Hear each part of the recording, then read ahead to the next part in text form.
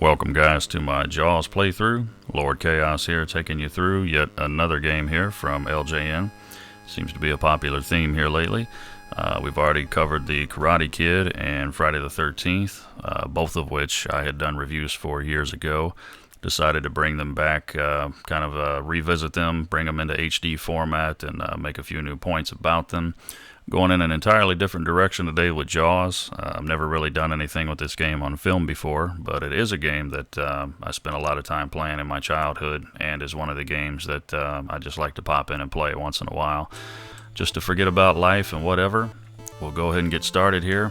This game was pretty much despised, seemingly equally so, along with the Karate Kid and Friday the 13th, just because some people thought it was either too hard or too confusing or what have you. Personally, I don't really find a lot of challenge in the game other than avoiding these jellyfish that you see popping up from the ocean floor. Right now they're not too much of a nuisance, but as you power up and collect these conch shells, which help you get the Jaws tracker and get your power level up so that you can take Jaws out. The more power-ups you get, the more shells you collect, the more menacing these jellyfish become. I mean, at one point the screen's practically full of them, and not a whole lot of place to go other than just trying to plow your way through them. Other than that, games, I mean, you know, I guess there's parts of it that are mildly challenging, but other than the jellyfish, it's pretty much just something I do to kill time, relieve a little tension, forget about stuff, as I talked about in the previous two reviews, walkthroughs, whatever you want to call them. And the object of the game, other than avoiding Jaws, other than killing Jaws, and we'll see him show up here in just a second. He was pretty close when we hit whatever we hit in the ocean. There he is. And that was another thing about the game that I never really understood. I mean, you're practically right in the middle of the ocean. How the hell do you hit something as often as you do in this game? And as you can see, this is very reminiscent of fighting Jason in Friday the 13th, when you're only armed with the rocks. When you're trying to stick Jaws with these harpoons, when you're at power level number 1, you're basically just kind of aggravating him, not really hurting him or doing any significant damage. And basically just killing time here while we collect some shells, get from one side of the map to the other, get a few power-ups. I always recommend after you get the Jaws tracker, try to get to power level at least number 3 before you decide you're going to go after him and try to take him out. You could probably do it at level 2, but I just don't see the need for that. And also, these little power-ups that you get, like these little stars and crabs or whatever, help you build up your points. The more points you get, I believe the number is 35,000, if I'm not mistaken. If you score 35,000 points without dying, this will cause the mini-sub to appear on the map, which is very, very helpful against Jaws and, you know, anything else that tries to come after you. It fires torpedoes and those black cannonball type deals that the boat can fire. And actually the plane can drop. Actually, I don't know what the heck these things are called. My marine terminology is not really much beyond a novice level, so anybody knows, feel free to correct me. I just call them the black balls. How's that?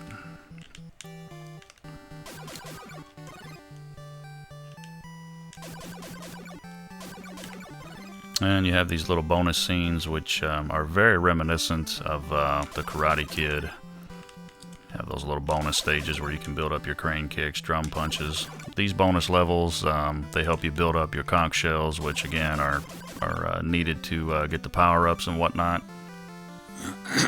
Excuse me. 20 hits, that's not bad. We get 6 shells.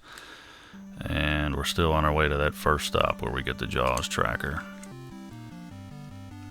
And a lot of you, if you're familiar with the movies, you'll probably notice that this game really kind of closely follows the events from Jaws the Revenge. which ironically is the movie that pretty much finished off the franchise back in 1987. Hasn't been a Jaws movie since then, and haven't heard a whole lot of talk of one outside of a possible remake, which I'm sure we'll see at some point, as that is the theme these days for Hollywood, to recycle or regurgitate, as I like to call it, any film that ever did anything. And we just want to hold Jaws off, collect some shells, get as many points as we can, try not to die.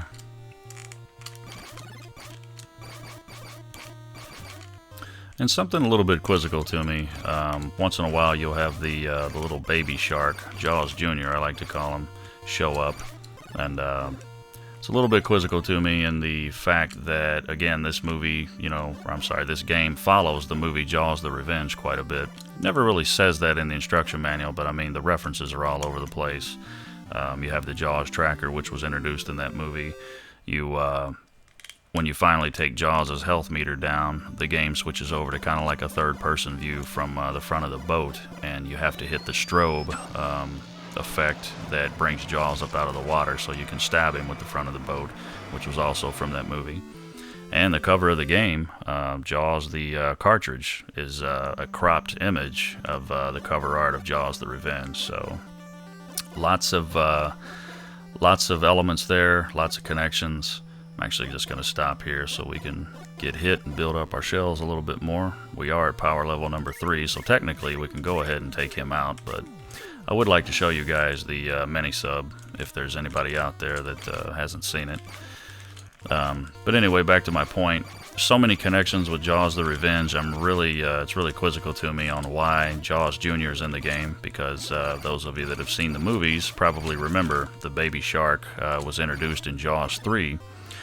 And again, although we're never really told, as far as I can remember, as an audience, I presume that we are to assume that Jaws, the antagonist, the full-grown shark in Jaws: The Revenge, is the baby from Jaws 3 who survives after his mother gets the grenade in the mouth or whatever it was that took her out. Admittedly, I've never been a huge Jaws fanatic. I've seen all the movies, and I did enjoy them, especially the first one. But after Jaws: The Revenge, I mean, I haven't been jonesing for another movie. So, and speak of the devil, there's Junior.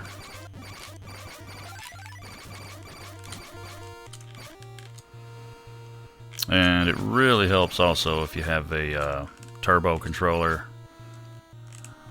My controller of choice since I was a little kid has always been the NES Max. I've used that for years and years and years. Always been a favorite of mine. Definitely saves the stamina on your fingers and thumbs, so you don't have to try to spam the A or B button to hold off Jaws or kill all these freaking jellyfish that try to harass you once you start getting powered up. And yeah, I read a lot of crap, or I have read in the past a lot of crap about this game, as well as other games by LJN. We've touched on that in the other playthroughs that we've recently done. And again, I do understand it as far as, if you very first played these games when you were a kid, I could totally understand how a lot of people would get confused, frustrated, and they're like, hey, this game just isn't fun, I'm not really sure what to do. But me, I don't know. These, it's funny, the LJN lineup, honestly, are some of my favorite games that I just like to pop in and play these days. So, not really trying to defend them or disagree with anybody who says they don't like them. Just simply stating my opinion about it. I don't really have a problem with them myself. I will say that Back to the Future is hard as hell. Man, that game is just ridiculous. Very frustrating game. I'll agree with anybody that says that game is over the top, especially with how challenging that it is. And we roll through the bonus scene here. No big deal. Sometimes I can get in a rhythm and hit all of these. Other times I feel like I temporarily embarrass myself. Sometimes I've missed all of them before. Yep, see? We got one. That's good.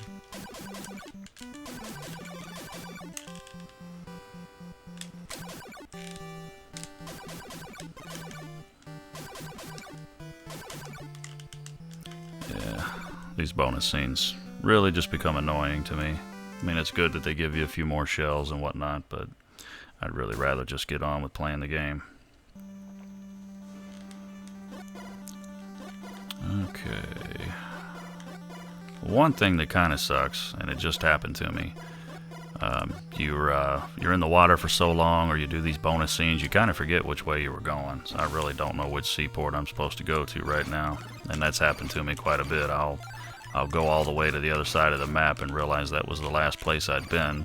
Of course, if that's the case, it doesn't do anything. You wasted a trip and probably had to deal with this stuff 2 or 3 times on the way over. But that's just part of it, I guess. And really at this point, since I now have 15 shells, I'm at power level number 3. Honestly, I'm spending more time trying not to die, just trying to duck and dodge these jellyfish that randomly pop out from everywhere under there. Not so hard up for shells at this point. I'll just kind of let them fade off, and unless I'm really close to them.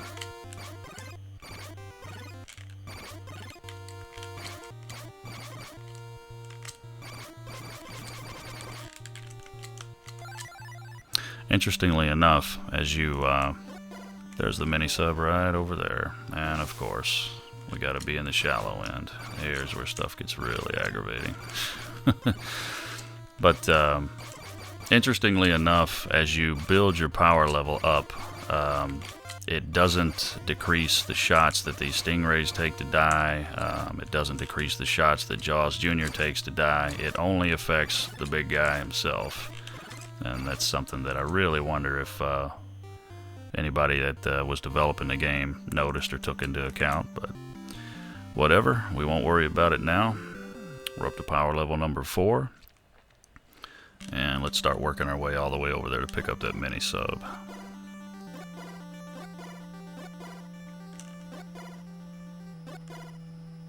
I'll be amazed if I make it all the way over there. Yep. Should have kept my mouth shut. But we're almost there.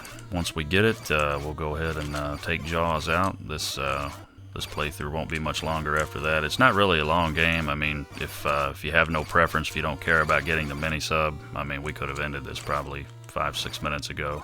But in case there's anybody out there who's never seen it, I want to show it to you. And we almost got it, so just want to concentrate on not getting my ass killed here.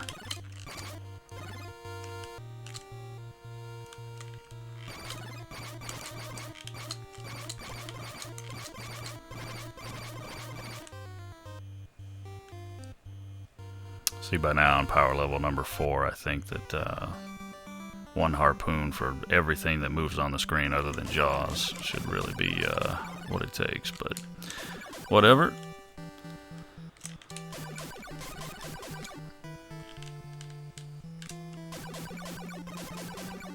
And while we're just kind of waiting, got a little bit of downtime here. I do want to thank everybody who commented, liked, shared, and subscribed after the Friday the 13th review that we just did, the playthrough. Really seems like you guys enjoyed that, which I'm always happy to hear. That one was a lot of fun to do. First time I've ever actually done any type of a sequel video to a video I've already made in the past. And regretfully, I don't have a 30-ton shark sitting outside that I can throw at me on the camera after we get done with this review here, so unless you guys want another visit by Jason, we'll probably have to wrap things up here as soon as we take Jaws apart. Here's the mini sub, and as you can see, it moves much easier, much more versatile. These torpedoes fire more rapidly, much more powerful, and you can use these little cannonball type things. And if Jaws is man enough to show up, we'll go ahead and gut him, take him apart, and show you how to ram him with the boat, and we'll be out of here.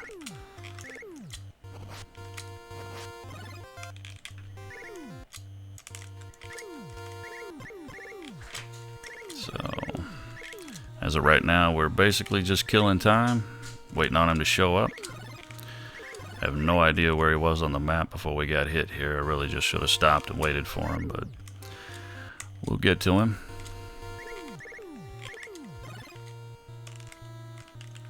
Once again, at this point, my main focus is just not getting hit. Alright, that should just about do it. And we'll just sit here and wait. There he is, and let's take him out.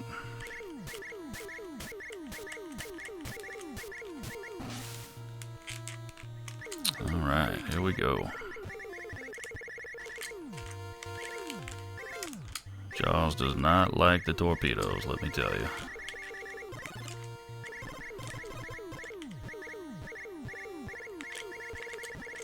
I will give him credit though. I mean, he doesn't wane one bit. He doesn't back off. He doesn't retreat.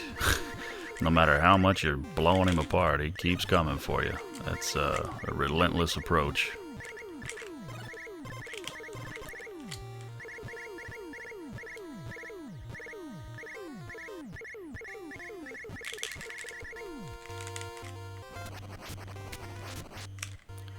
And like I said, once you get this sub, you can pretty much just take him apart. Not a lot of challenge here.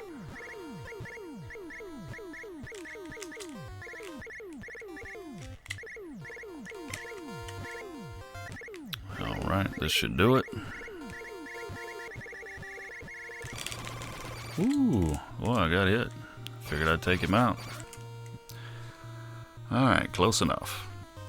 As we switch over to the third-person view here, this is the front of the ship. And you want to get Jaws lined up right in front of you, but not too close. You basically just strobe him up out of the water, and as soon as you see his white belly, just ram him. But sometimes it can take a few minutes to get this just right. Bam! Have a good day, fish. And this has got to be one of the greatest endings of all time ever in a video game. Short game, cheap short ending, and that about wraps it up. This is Jaws on the NES in a nutshell for you folks. Hope you enjoyed this quick playthrough. Surely we'll be back with more. As of right now, thanks for watching. You guys have a great day. See you soon.